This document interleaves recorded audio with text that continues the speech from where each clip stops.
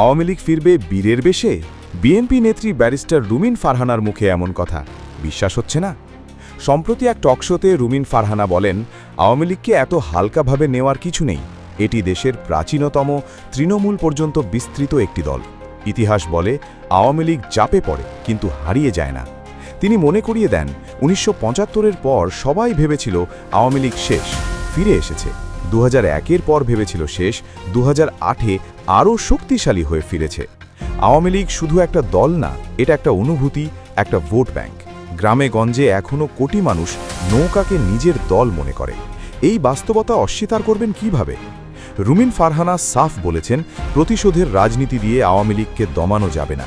মামলা হামলা দিয়ে সাময়িকভাবে চেপে রাখা যায়, কিন্তু নিষিদ্ধ করে বা বাদ দিয়ে বাংলাদেশের রাজনীতি হবে না। দিন শেষে তাদের ফিরতেই হবে এবং তারা ফিরবে বীরের বেশেই। এখন প্রশ্ন হলো, আপনি কি মনে করেন রুমিন ফারহানার এই ভবিষ্যৎবাণী কি সত্যি হবে?